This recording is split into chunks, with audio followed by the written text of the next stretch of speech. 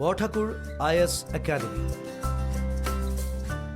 প্ৰস্তুতি আৰু অধ্যয়নৰ নিৰ্ভৰযোগ্য ঠিকনা Borthakur IAS Academy. Hello everyone, this is Funny. Welcome to Borthakur IAS Academy. This is our daily Hindu analysis class for 16th September 2021. Let us begin with the first article for today.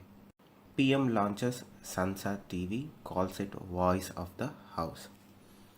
So, the government of India, that is the Prime Minister and the Vice President, had officially launched a new TV channel, a news channel that combined both Lok Sabha TV and Rajya Sabha TV called Sansad TV. Now, there were certain interesting and important statements that were made both by the Vice President of India and the Prime Minister during this launch event. Before going into that, let us understand what Sansad TV is. See, Sansad TV will be the new news channel that combines the functions of both Lok Sabha TV and Rajya Sabha TV. So this is particularly interesting. Whenever both the houses are in sessions, you will get Rajya Sabha TV and Lok Sabha TV separately. The channels will be revived during parliamentary sessions. But when the houses are in recess, meaning when the debates aren't taking place and the house is on, or both the houses are in recess, then you will have Sansad TV functioning as the voice of parliament. In that sense, they will carry out the programs that they have been carrying out through both of those channels, Rajya Sabha TV, but nonetheless you will have Sansad TV telecasting as a single channel. Now, right, this idea of a single channel for parliament had become a reality after a committee recommended it. The Vice President initiated a committee to study the feasibility of merging both the channels into one, and based on the recommendations of that committee, you have Sansad TV now. Again, both Lok Sabha TV and Rajya Sabha TV are not gone. The channels are not gone. They'll be back when the session, meaning the parliament is in session, where you need to have separate live telecast for both Rajya Sabha and Lok Sabha. But when the house is in recess, or when the parliament is in recess, you will have Sansad TV carrying out the functions of both those channels. So this is the government justified that they are trying to get maximum value out of the investments that they are making into the channel. They are trying to save money by this method. And again, the channels are not gone. The channels will be back. You don't have to worry that you are not going to see any live debates either happening in Rajya Sabha or Lok Sabha. Both the channels will be back when the parliament is in session. But in the meantime, when the parliament is not in session, you will have Sansad TV. Now, this is the interesting statement that the Prime Minister made. Parliament was not only about politics, but it was also about policy. Recently, a lot of discussion has been happening around the proceedings in Parliament, or the parliamentary proceedings, where we discussed in multiple articles how the productivity of the entire parliamentary session reduced to 22%, the lowest it has ever been, despite passing high volume or high number of bills.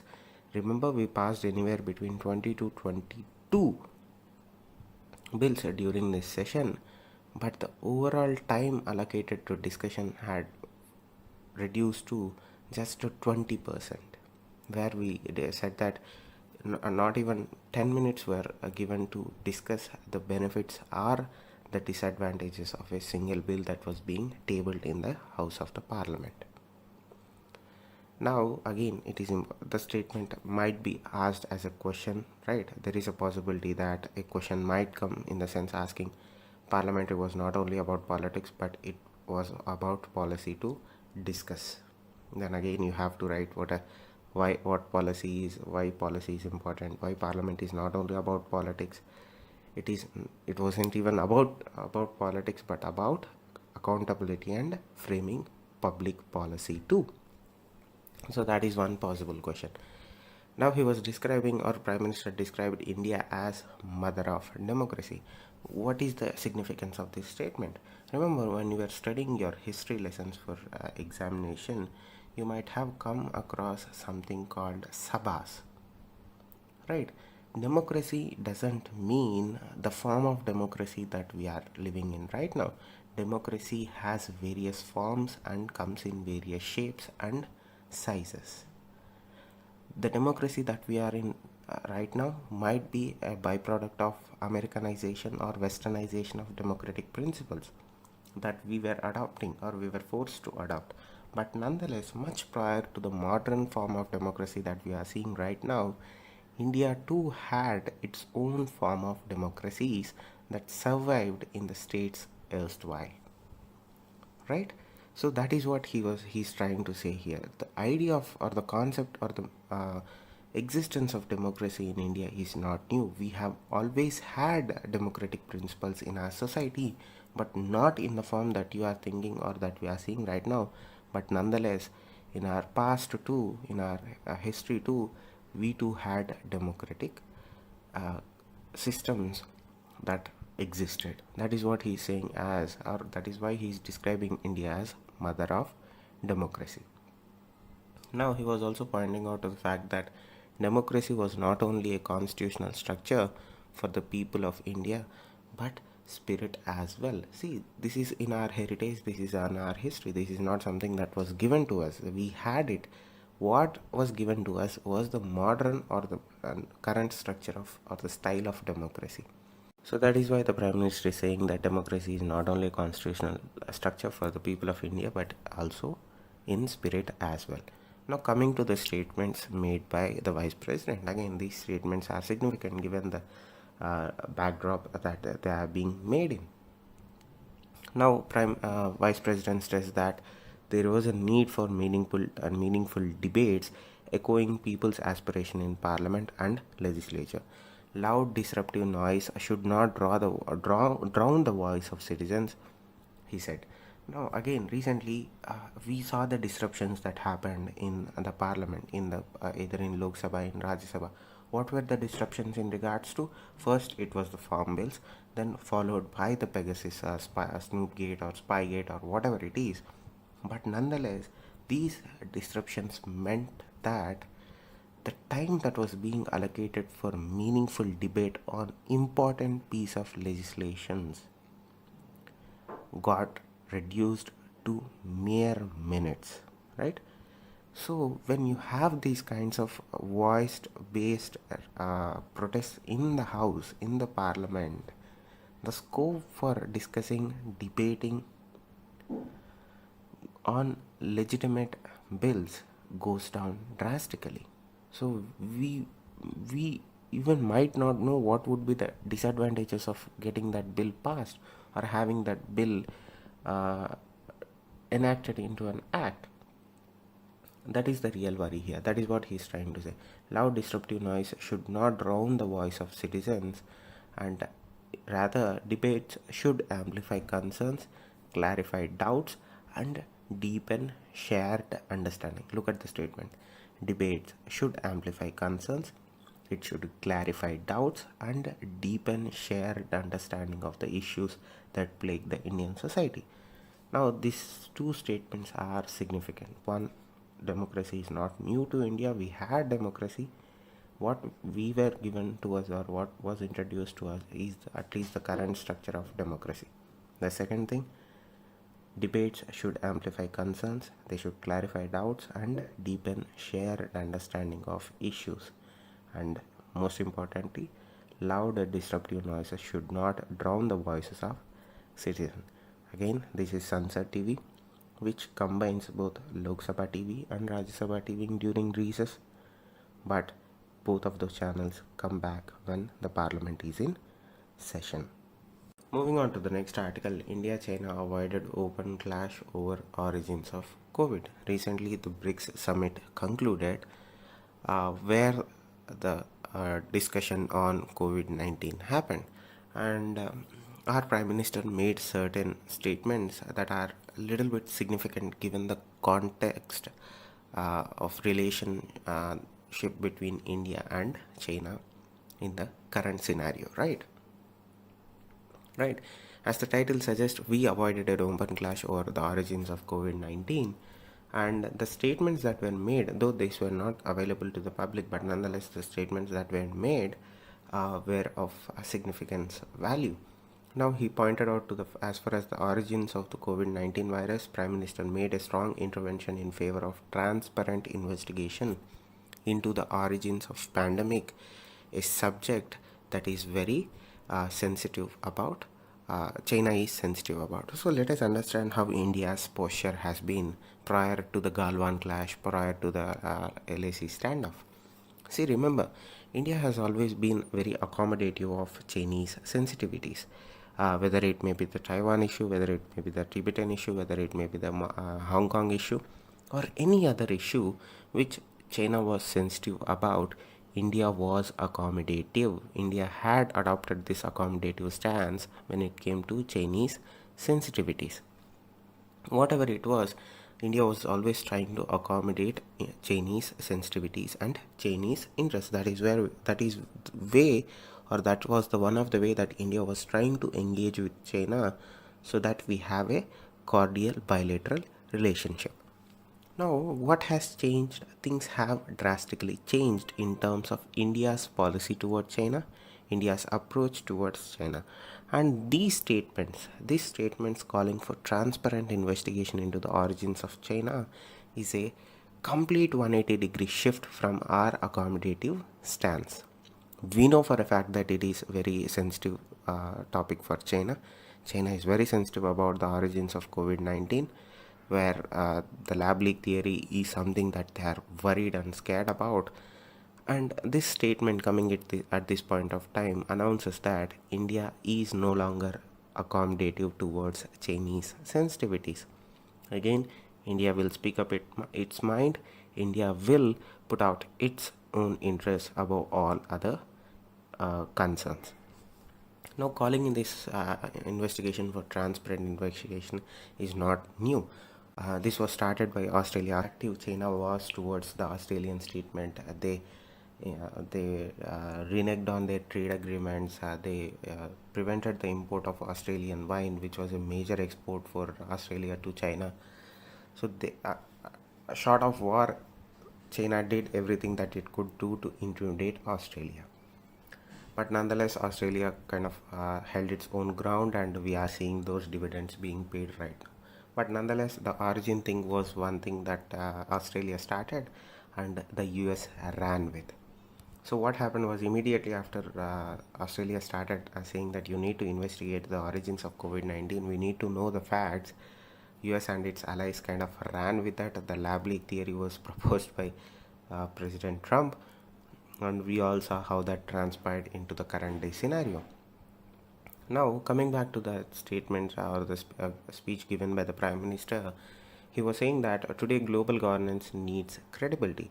There must be a transparent investigation into the origins of virus under the World Health Organization's framework, and this must receive full cooperation from all countries. Remember, he is trying to not only make a statement, but he is also trying to make it well within the regional framework or agreement. International framework stipulates that World Health Organization is the premier health organization in the world, right? We are a signatory to those organizations. We are members of those organizations.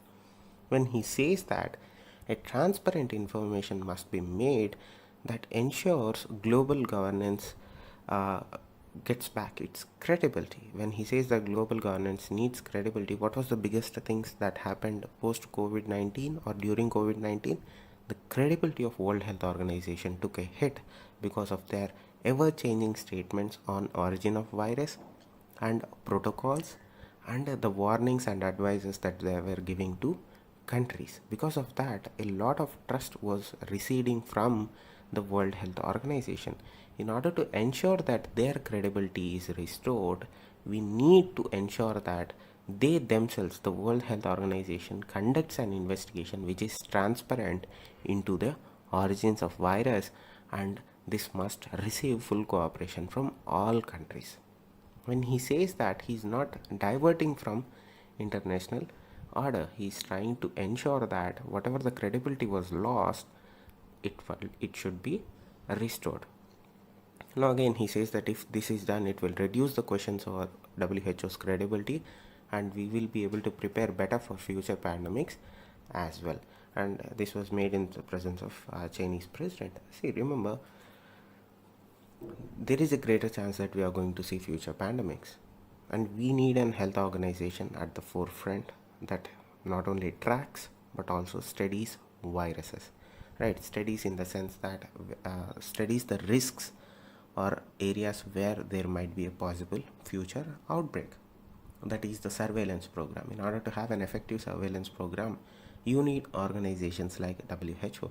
When you have a well-functioning organization but with a little bit of glitches, what one should do is try to solve those glitches rather than coming out with their own organization or coming up with a new organization. So that is what our Prime Minister was trying to say here. As far as what Mr. Modi spoke, he spoke with empathetically and forcefully on the subject, reiterating India's statement, calling for China to cooperate with WHO team, which visited the Wuhan Institute of Virology twice. So we discussed about the Wuhan Institute of Virology, so we are not going to go into that. See, that is the issue here. What we need to do is we need to find out the origins of the virus. 2, it should be done through WHO, because we need WHO's credibility to be restored, because currently the trust in WHO is in the negatives in some countries. Some countries do not even take the bulletins given by the WHO right now. When you have certain subjects like this, the origins of COVID-19, which we know for a fact is sensitive to China, making these statements makes a kinds of put our own interests above all, in the sense that we are saying that we might have been accommodative towards your sensitivities in the past, but given your recent actions, we are no longer to continuing that stance of ours. That is what India is trying to say here. That is what it looks like. So what was the drawback of that lack of free access to data and facilities? When the WHO team visited Wuhan two times, instead of coming out with a concrete report, they came out with a watered-down report that had possible 4 pathways of origins of COVID-19 other than the lab leak theory, other than any other theories that were floating around. So until unless an impartial study is done, an investigation is done, this cannot be sustained for a longer period of time. That is what Prime Minister was trying to say here. So look at what the reply of the Chinese Premier has been. He was saying that we need to promote global solidarity against COVID-19, join forces to tackle the pandemic, uphold a science-based approach to tracing its origin, and oppose politicization and stigmatization. Again, he is trying to protect his own stance and his country by saying that you cannot politicize and stigmatize our country for origin of COVID-19. You need to promote global solidarity to fight against COVID-19, where we join forces to tackle the pandemic. So that is, as I was saying, the US and its allies. China accuses US and its allies for spreading and politicizing the lab leak theory. They kind of rail them for that, where the US and its allies started saying that it is Chinese failure that led to the spread of COVID-19, or it is the failure of Chinese state that led to the leak of COVID-19 from a lab. Remember, these are all accusations. We are not trying to confirm anything. For us, it's just information. So let us look at it that way. We are not concluding on anything. Now remember, the US and its allies, as I said, China is pretty angry about it. China hates that US under Trump administration ran with the lab leak theory and also politicized the WHO inquiry, stating that WHO is acting as an agency of China rather than an international, independent and impartial agency. So that was the BRICS summit, where we made certain statements that are bold in nature, that we were never used to making those. But nonetheless, this shows a shift in India's stance towards China.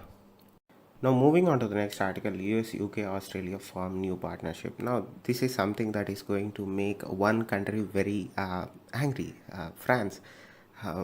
See, let us discuss this first article first, and let us discuss that part in the later.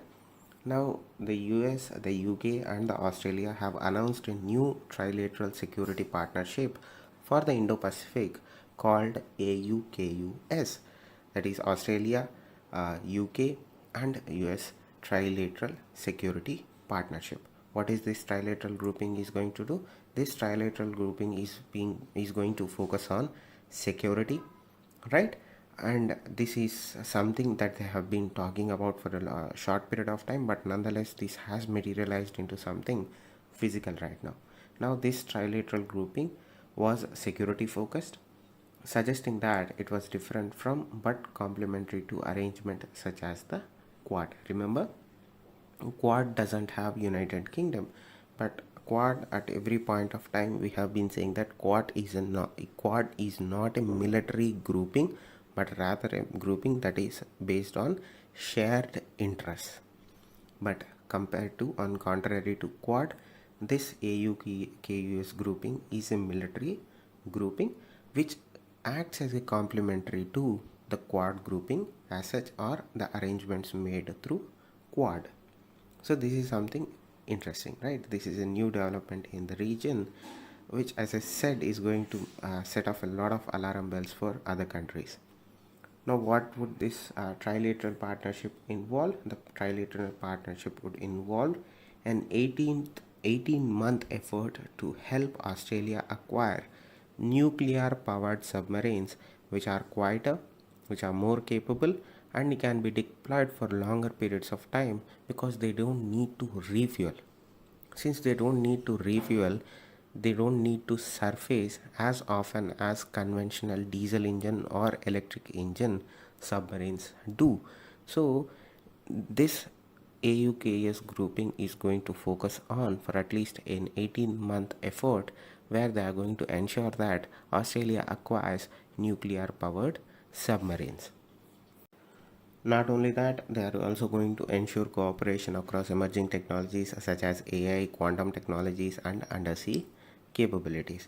Right, as far as the officials are concerned, they are saying that it is about advancing our strategic interests, upholding the international rules-based order, promoting peace and stability in the Indo-Pacific. Now, there is a possibility that, remember, when they are saying that we are going to ensure that Australia gets its hands on nuclear submarines or nuclear powered submarines, it means technology is going to be transferred from US and UK. This is the second such trilateral agreement or framework that US has formulated with, where they explicitly talked about sharing technologies. The earlier one was with UK, which happened 70 years ago. This is a second such grouping that US is involved in, where they are transferring sensitive information to other third country or second country in this case.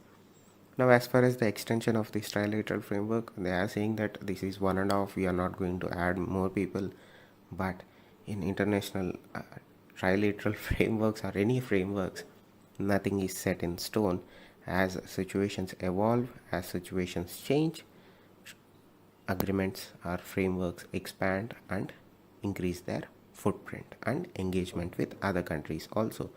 So this is something that we have to look out for. What it essentially means that US, UK, and Australia have formed a new trilateral Indo-Pacific grouping that is complementary to Quad, where both the countries, US and UK, will try to ensure that Australia gets nuclear powered submarines. Moving on to the next article, Lifeline for Telcos as government offer 4-year moratorium on dues.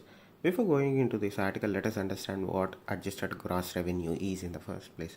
So we have telecom companies in India, right? They pay their revenues as license fees and spectrum charges to Department of Telecommunications.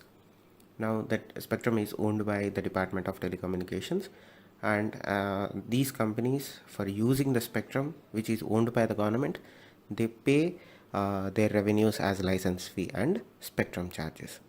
Now this is what cumulatively is called the adjusted gross revenue. Now generally the AGR is divided into spectrum usage charges and licensing fees, and they pay anywhere between 5% and 8% of revenue that they generate as licensing fee and spectrum charges to the government of India. Now look at the definition here. Both the licensing fee and spectrum charge are combined, right? Where the revenue that is being earned is combined, and on the combined revenue they have to pay percentages or charges to the government. This is the definition of AGR that the Department of Telecommunication has come up with. Now not only that, the Department of Telecommunications has also said that these telecom companies must cover all the revenue that they earn, including from non-telecom sources such as deposit interest and sale of assets into AGR. So when you see the licensing fee and spectrum charges, you can say that they are earning from telecom sources. But the DOT is also saying that you have to club revenues that you earn from non-telecom sources also. This is what AGR is defined as. This is where most of the telecom companies, all of the telecom companies differ. They don't want the AGR to include revenue that they earn from non-telecom sources. They are saying that we are happy to pay revenue that we earn through telecom sources, but please detach the revenue that is earned by them through non-telecom sources from the definition of AGR. They even went to court and the appellate tribunal to try to get that definition amended, but to their failure. So what, as I said, they have been insisting that AGR should not have both those definitions. You shouldn't have revenues generated from telecom sources, telecom services and non-telecom services. So what happened was, when they went to the telecom disputes settlement appellate tribunal, again that tribunal, TDSAT it is called, upheld the definition given by the DOT's Department of Telecommunications. So as their definition was held, again appeal was filed in front of the Supreme Court, where the DOT said this appellate tribunal upheld our definition, and so again the Supreme Court also, that went on for some period of time. But again in October 24 of 2019, the Supreme Court upheld the DOT's definition of AGR, where they came out heavily on telecom companies and said that they were liable to pay the dues, the penalties on dues and the interest on the penalty due to delay in payments. Altogether they were being smashed from both sides. They thought that they would get relief from the Supreme Court, but instead what happened was, when the government gave 20 years for these companies to pay the AGR dues, the Supreme Court came out and said that you have to pay those dues in 10 years. So if they went to Supreme Court for relief, the Supreme Court reduced the time period given by the government into half. Indian government gave 20-year schedule to pay the AGR dues. The Supreme Court said 20 years is too long, pay them in 10 years. Now not only that, the court also directed these telecom companies to pay 10% of total AGR dues by March 31st of 2021, after which they can make payments in annual installments between 2021 and 2031. Again, remember the 10-year time period.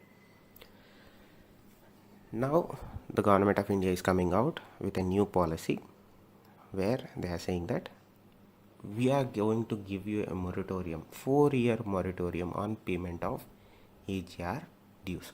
I hope you understand what AGR dues are, or how AGR has been a problematic thing for telecom companies, and the subsequent appellate case and the subsequent Supreme Court judgment. Now coming back to the article, now the government of India is saying that you don't need to pay your AGR dues for at least 4 years. Even after 4 years, we are also going to give you some leeway. But before that, let us discuss two important things. One, the government of India has opened up FDI into telecom sector to 100%. Earlier it was 49%. Now they have opened it up to 100%, meaning foreign companies, foreign investors can invest into or purchase whole stake of Indian telecom companies. That is one thing that would allow improvement of the market scenario or the health of telecom sector in India, but we have to wait and see how impactful it is going to be. Possibly somebody might come and buy important stakes in Vodafone Idea and reduce the burden that they are in right now, but things are looking not too good for Vodafone Idea right now. But nonetheless, opening up the FDI 100% through the automatic route is certainly a welcome sign in that order. Their AGR debt was also somewhere around 2 lakh crore. Again, this includes the AGR liabilities, which amounted to 62,000 crores. Again, they are in a very tight spot. But nonetheless, this measure, meaning giving 4 years moratorium on dues arising out of AGR, is certainly a relief that these telecom companies can use. So this moratorium certainly gives the breather that these telecom companies need. Additionally, at the end of moratorium period, the government is also providing an option for the telecom companies to either pay their interests out of deferment of payment by way of equity, and at the option of the government, they can convert the entire due into equity as well. Again, this is something that we have to wait and see as to how it transforms. But nonetheless, the FDI thing and the 4-year moratorium is certainly going to help this struggling sector. Now, the second article that we are closing with is incentive boost for auto drones manufacture. Now, the Cabinet Committee has approved 26,058 crore production linked incentive scheme to accelerate domestic manufacture of high value advanced automotive technology vehicles as well as components and drones. This is the PLI scheme for both auto sector and also drones. Recently, Indian government liberalized drone rules and drone regulations in India, where we have opened up the market for foreign investment, also usage for public. So these are the important articles for today. Thank you. Stay safe. Namaste. Borthakur IAS Academy প্রস্তুতি আৰু অধ্যয়নৰ নিৰ্ভৰযোগ্য ঠিকনা Borthakur IAS Academy